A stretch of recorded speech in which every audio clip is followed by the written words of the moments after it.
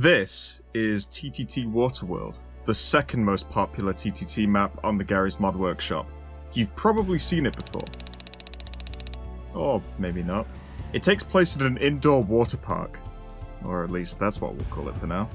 There's slides that make traitor testing a fun experience for all, plenty of unique traps for traitors to use, and funnily enough, water.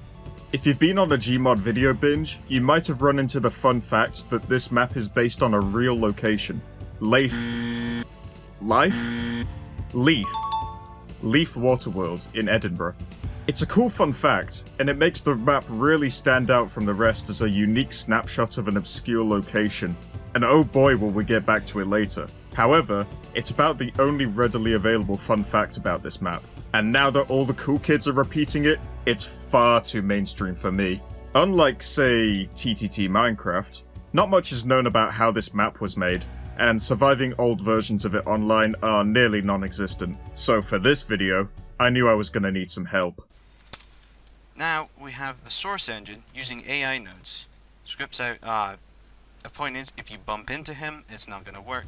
This aspiring game dev currently explaining how to enslave a headcrab and force it to complete a maze for you is the Dougals.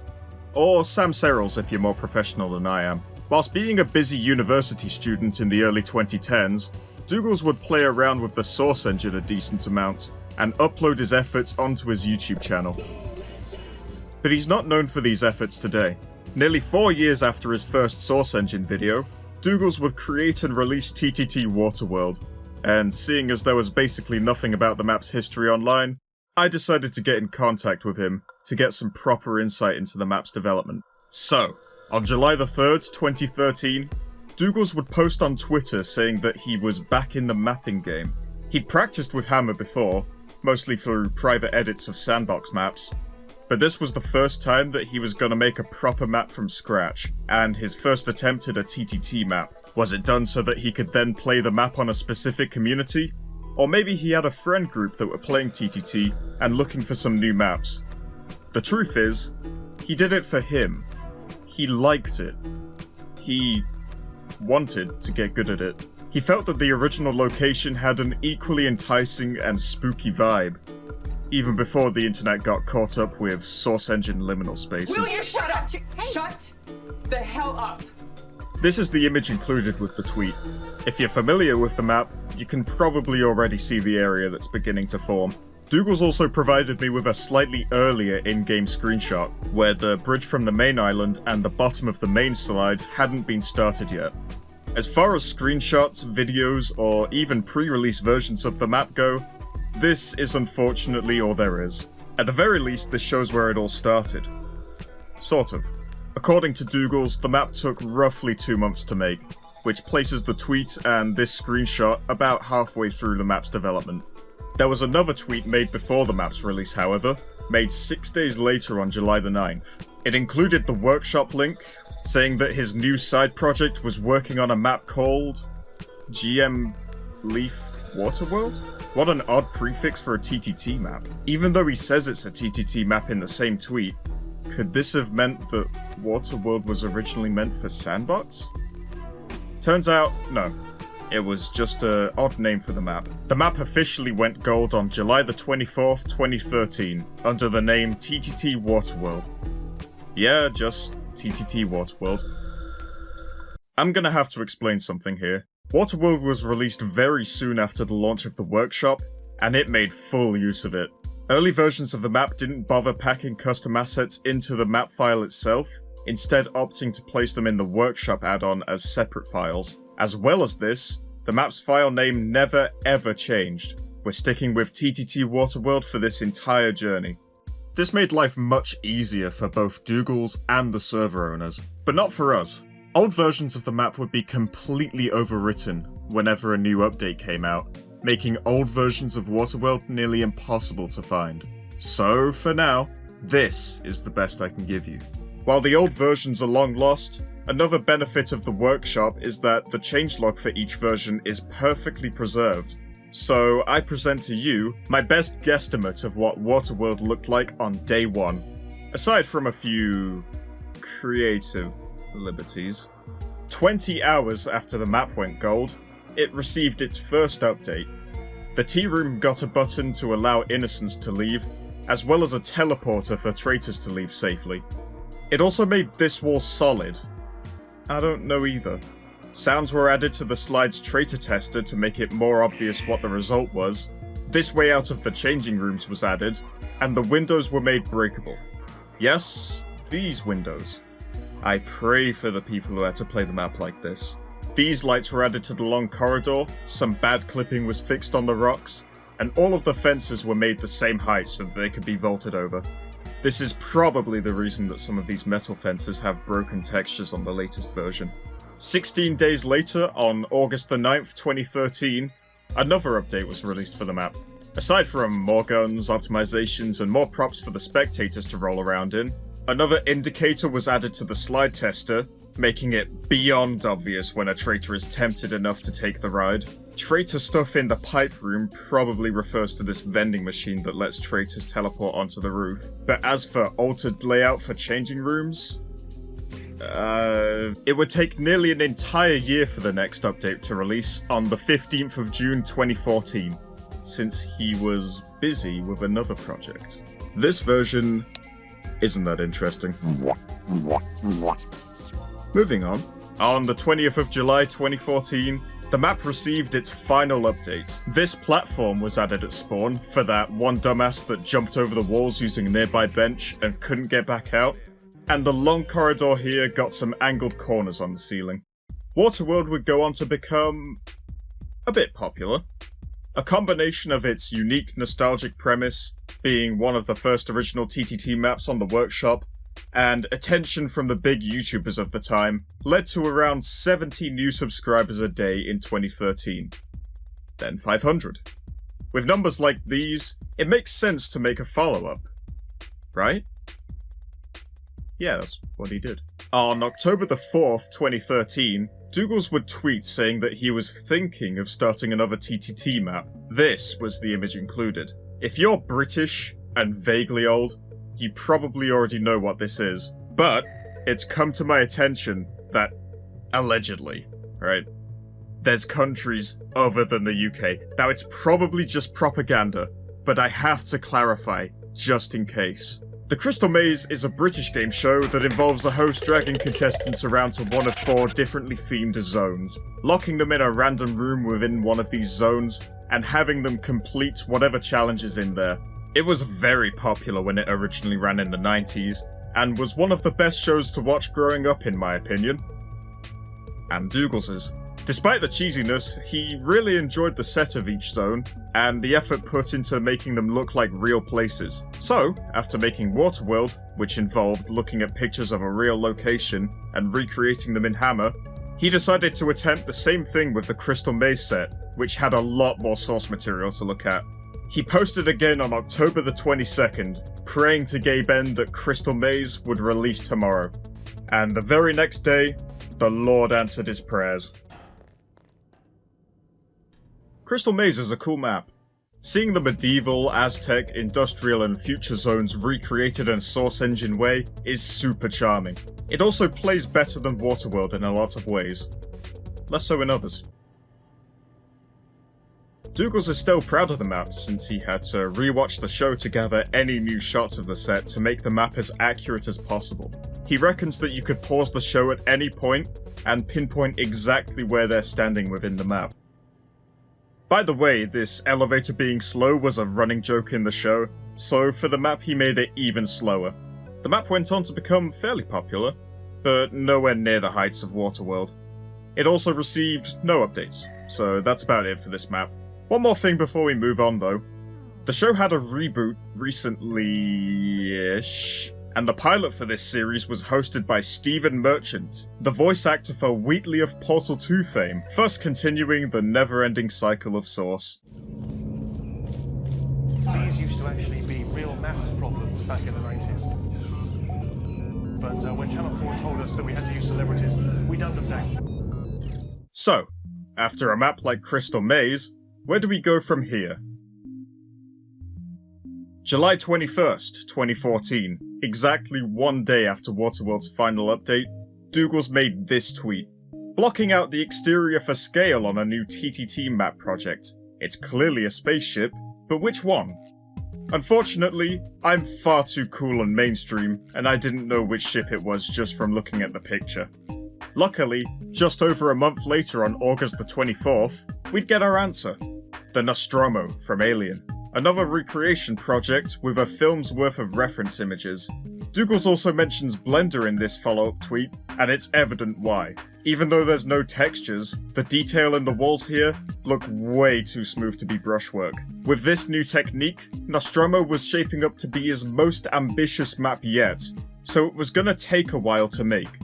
We'd just have to wait and see how it turned out. But then, something awful happened. Sega made a good Alien game. While it didn't take place on the Nostromo, Alien Isolation's level design showed an immense love and care put into a ship with the same design principles as the original Alien set. So, while Dougals felt that he had a few good TTT-specific gameplay ideas for the map, he also felt that he just couldn't compete. The map was quietly cancelled later in 2014, leaving these two screenshots as all that remain of it. It would also be Dougals' last attempt at a TTT map, full stop. So, where is he now? Doing quite well for himself, as it turns out. If you check out his Steam profile today, you'll find a list of fairly high-profile games he's worked on. You might have seen him in the credits of games like the Dark Pictures anthology Little Hope and Little Nightmares 2, or even games like The Quarry and Hogwarts Legacy. Even more recently, he's worked on Synced, and maybe possibly could perhaps be working on Little Nightmares 3. Allegedly. But as for good old Waterworld, that's where the map stands today. Well, at least, officially. Picture this. You've just made the best map ever. Couldn't be improved in any conceivable way, no matter how hard you tried. You release it out into the world, and what's this? Some dickhead that thinks he knows better than you about making maps has gone and tarnished your masterpiece. Every year, about 200 billion Gmod mappers are affected by unofficial map edits. Waterworld is no different, especially given its popularity and controversial gameplay. Joking aside, Dougals hasn't seen any of these, but he still thinks it's cool that they're made in the first place. So let's take a look at some of the more popular ones. Starting off with the obvious, because every popular map has to have a Minecraft remake these days. This one was made surprisingly recently, and uses some fairly new blocks as a result. At least compared to the usual 2011 look of the most popular Minecraft maps. Easily the most popular unofficial version is Waterworld Remastered, which primarily aims to touch up the visuals and performance of the original map, although it ended up adding a couple new areas and some new secrets in the process. Fun fact, I used an earlier version of Remastered as a base to make my own Waterworld edit, back when I had very little Hammer experience. It's been inconsistently updated for about 5 years now, and has seen many weird changes over the years. I've heard some people say they like it, I've heard others say they less than like it. It's only ever officially been on 2 servers, mainly my own, so I figured this would be a good opportunity to put it out there. There's a workshop link down in the description if you want to give it a go. There's also some more radical edits, like TTT Pool Party, which completely does away with the original layout in favour of something that looks like what would happen if you tried to recreate Waterworld from memory. It plays better than the original though, so maybe that's not such a bad thing. Much more recently, TTT Waterworld Tropical reimagines the location as a beautifully detailed tropical resort. Seeing the map being interpreted in these unique ways is definitely super cool, but I don't think the original location was taken into account when making any of these. We at least know for a fact that they don't take place in Scotland, because we can look outside and see that the weather isn't bloody miserable. Wait, yeah, what about the original place? Wikipedia and the original workshop submission both say it was shut down in 2012. If you go to the address on Google Maps today, you'll find a place called Lethal Wonderworld, which is a soft play area, but you can still tell that it's the same building. The shape of this front entrance is just too iconic, but even looking at it through Street View doesn't quite do it justice. And I doubt many people would have come here to view it in the context of the TTT map. I wonder how practical it would be to just go there. Oh. Okay. What's up, everyone? I understand it's been a couple of seconds since anyone has seen or heard from me. I understand the screenshots look very bad. They paint a terrible picture. And to fix the things I said, and the things I did, I'm going on a holiday to forget about all this.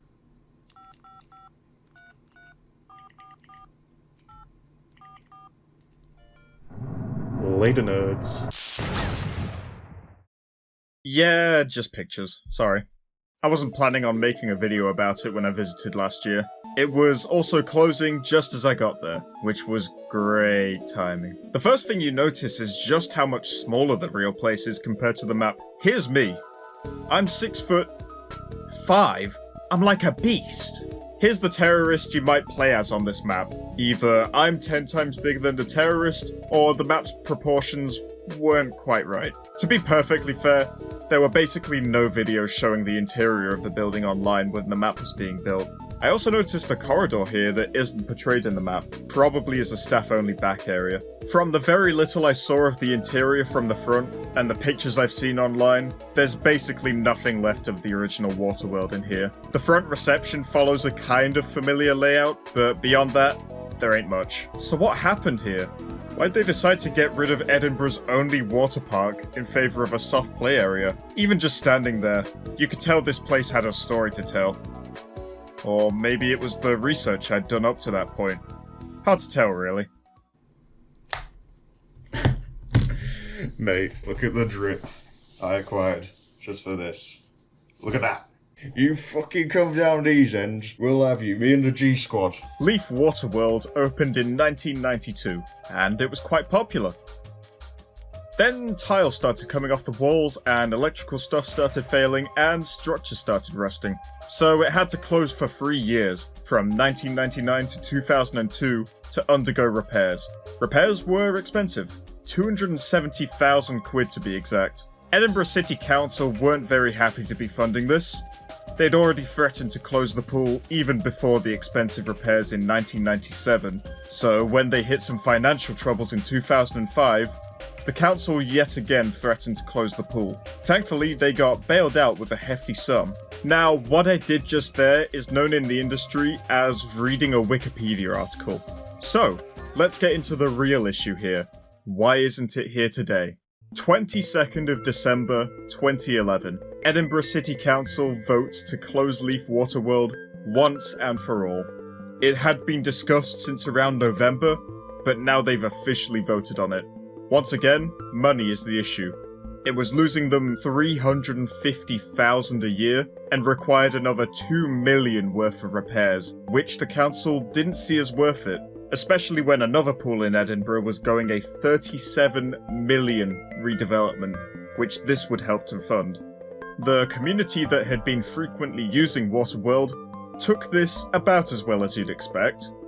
An entire organisation was set up campaigning against the closure of the pool, the appropriately named Splashback. These guys made some noise. Oh dear me, it's causing quite a splash. They've gone and closed Leaf Waterworld to try and save some cash. Literally. Noise that got so loud, it annoyed the council. They even name-dropped them in the closure announcement. Sadly, this wasn't enough to sway the council, and the pool officially closed on the 8th of January 2012. But that doesn't mean it was over just yet. They still had to decide what to do with the building. Initially, they wanted to sell it to a private company that would fund the renovations themselves. But after Splashback presented them with a 6,000 signature strong petition, the council agreed to postpone the sale for 6 months. So, for now, the building was left to rot. Skaters used the Waterless World as a makeshift skate park, and Splashback was crowdfunding their community bid to get the building into the community's hands. The closure eventually became a citywide issue, to the point that candidates in the 2012 Edinburgh City Council elections were directly asked if they would be doing anything to reopen the pool. The responses are about as you'd expect, the large party candidates giving a light affirmative to please the crowd, and the independent candidates harnessing the furious might of Scotland and condensing it into one sentence. After more campaigning, protesting, and generally making more noise, Splashback created a document outlining their plan to run Waterworld, and on August the 7th, 2012, they put it in as a community bid.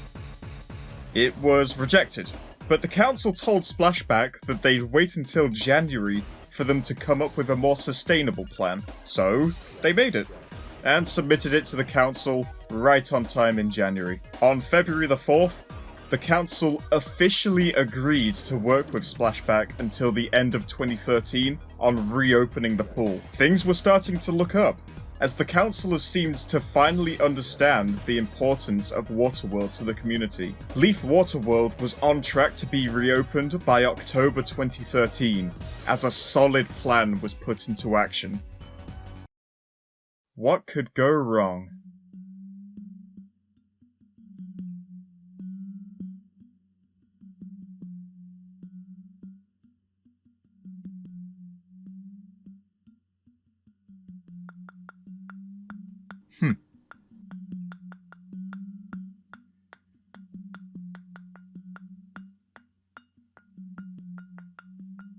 Devastating.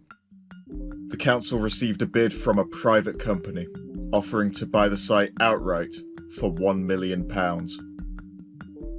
They stopped cooperating with Splashback entirely, and the fate of Leaf Waterworld was officially sealed. There was nothing more that Splashback could do, and they disbanded after June 2013. The new owners completely renovated the interior into a soft play area, and Leaf Wonderworld was born from the ashes.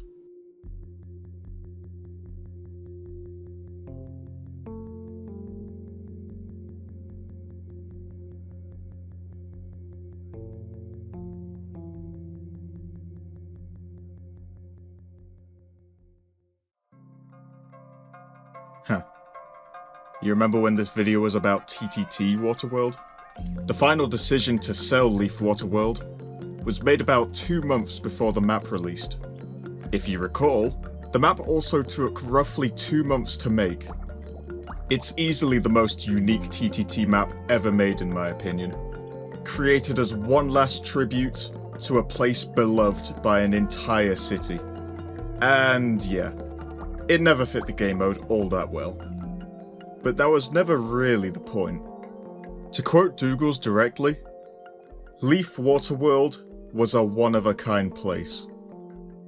I'm glad it lives on.